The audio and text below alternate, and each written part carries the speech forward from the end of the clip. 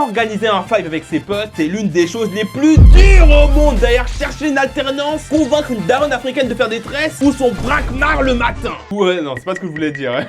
Mais après avoir réussi à réunir tes 10 néandertals préférés dans un five, tu vas rencontrer des types de joueurs bien rocambolesques. Donc dans cette vidéo, je vais vous parler des types de joueurs de foot au five. On va commencer direct avec le premier type de joueur, le rat. Lui, c'est vraiment l'antagoniste du five. À chaque fois que tu essaies d'organiser un five, tu envoies un message à tous tes potes. Il y a 9 personnes qui sont chauds et il y a un 10e, il répond pas, tu vois. Il est en train de vesquer un petit peu, tu te dis c'est bizarre. Donc tu l'appelles, tu lui envoies un petit message. Ouais frérot, pour le five, du coup tu viens ou pas et tout. Et il dit ouais, désolé, ça coûte un peu trop cher pour moi, ça va pas le faire. Ça coûte 2 €. Belek, c'est un gars, il galère, il est en reste de thunes, ok, tu vois. On est à 9, on peut s'arranger. Mais en général, le rat, c'est un boug, il a un compte bancaire hors de France bien bondé, bien chargé. Et il fait genre, ouais, je suis broke, quand j'ai pas d'argent, galère et tout. Dépense un petit peu, frère, dépense, frère. Donc, pour le convaincre, t'es obligé d'essayer quelques stratagèmes en mode Light Yagami Prime sous Death Note et tout. En mode, oui, ce five sera des souvenirs entre amis. Et les souvenirs, ça n'a pas de prix. Allez, mais ça fait longtemps qu'on n'a plus fait de five. Ah, mais frérot, il y a une petite promo sur le five aujourd'hui, t'inquiète pas. Et si même avec ces techniques-là, il vient pas, le jour du five, vous préparez vos caméras en mode DiCaprio, Steven Spielberg, etc. Vous faites les meilleurs snaps de l'univers du five. Tu dis à ton pote Kaliania de mettre Ronaldo sur la photo pour lui faire croire qu'il a raté des vraies dingueries, tu vois. Et comme ça, la prochaine fois, tu lui montreras les snaps et tu diras, ah, frérot, t'as vu que ça a raté la dernière fois, t'es obligé de venir là. Et en général, il va dire oui. Et le gars, il voit un snap, il y a Ronaldo, il a l'air vrai le snap.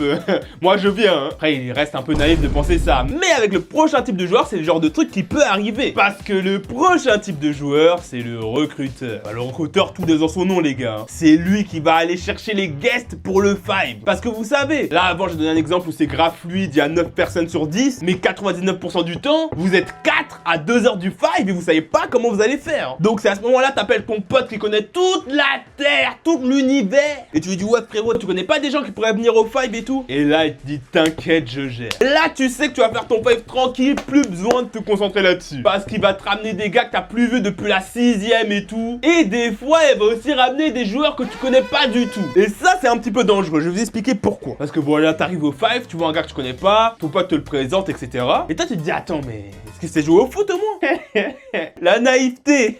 Le boug il joue en Ligue 2. Il a signé contrat pro hier. Quelles que soient les compositions que tu fais pour un peu équilibrer, etc. Ce gars là, il va forcément mettre 10-0. Et après, t'as l'autre possibilité, c'est que ton recruteur là, il t'est ramené un gars bien gaze. Et c'est pas aligné une passe. Même un gars qui a pas de pied, il joue mieux que lui. Donc à la fin du fait, t'es dégoûté, t'as pas bien profité du moment. Et tu vas aller te plaindre au prochain type de joueur qui est l'organisateur. Lui, à l'inverse du recruteur, c'est lui qui va tout planifier. L'organisateur, il peut être aussi recruteur, mais le recruteur n'est pas un organisateur. Et pourquoi ça? Parce que c'est lui qui va réserver le five, envoyer des relances à tout le monde, créer le groupe, proposer le five, en fait, il fait tout. Toi, t'as juste à mettre un pouce sur Snap à son message et d'arriver au five et c'est beau. Mais enfin, la vraie difficulté, c'est de réunir 10 homo sapiens en même temps, le même jour, la même heure, à la même date et qu'ils soient pas en retard. Le gars qui se lance là-dedans, force à lui, hein.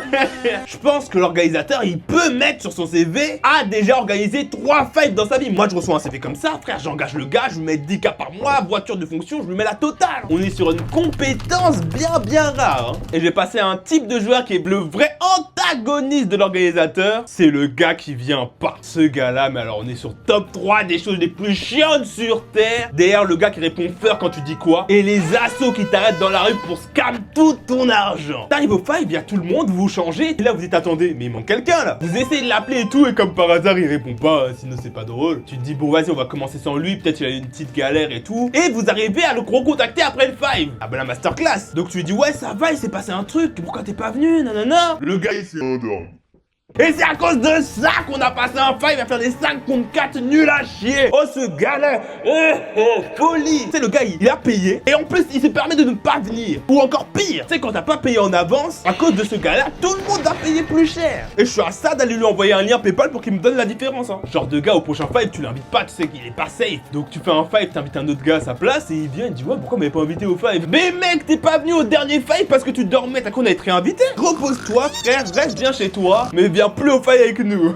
Et le seul moyen de pallier un peu toutes les conséquences de ces actes à ce temps, voilà, bref, c'est avec le prochain type de joueur, le bouche-trou. Pour les gars qui n'ont pas encore branché leurs 2 neurones, hein, le bouche-trou, c'est le gars que tu vas appeler quand à 10 minutes de fight, il manque un gars et que t'as pas envie d'annuler pour rien. Et le truc avec ce gars-là, c'est que c'est compliqué d'aller lui proposer un fight à 10 minutes avant. Ça me dit, ouais, mais pourquoi tu m'as pas proposé avant? Et toi, t'es obligé de lâcher un RP de menteur en mode Oussama Hamar pour lui faire croire que oui, on voulait t'inviter, mais on a oublié, je sais pas quoi. C'est compliqué, hein, c'est cardio de gérer ces dossiers-là. Hein. Et en plus, en général, si tu l'as pas invité, c'est qu'il y a une raison. C'est que c'est soit l'un des types de joueurs chiants dont j'ai parlé, le rat, le gars qui vient pas, etc.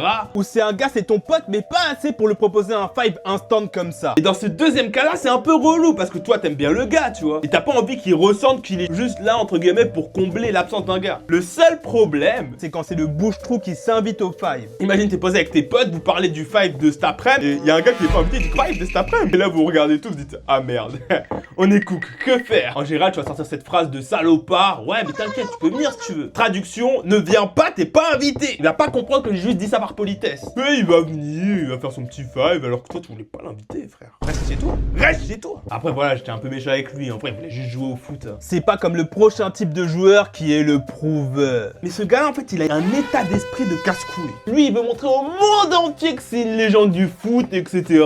Alors qu'il est juste avec 10 pélos random dans le five d'une ville, personne la connaît. Sors le petit maillot gambardé là. Sur le terrain, il te fait des gestes techniques inutiles. Juste pour montrer que voilà, dans l'âme, c'est un Brésilien. Tu respires le football, tu respires rien du tout, frère. Tu respires des ballons après le match. Et s'il rate un truc, il va dire, ah ouais, putain, la balle. On est au five, il te dit, frérot, applique-toi. Mais comment ça s'appliquer? On est là pour s'amuser. Il me parle comme le coach de district, frère. Dès que son équipe elle perd, il va commencer à jouer le mauvais perdant, je sais pas quoi là. Il va prendre la balle, il va essayer de dribbler tout le monde. Il sait même pas dribbler, le gars. Il perd la balle, il tombe et il se reprend en but. Ah non, miskin. Encore, je comprendrais si le prouveur, tu vois, il joue avec des joueurs qui ont un bon niveau. C'est un five avec de l'intensité. Il y a des gars qui jouent en national. L'ami de l'ami, il a ramené l'ami Yamal au five et tout. Il y a du level. Ok, là, je comprends, tu veux prouver. Mais le problème, c'est qu'il fait le prouveur contre des gars qui font pas de foot.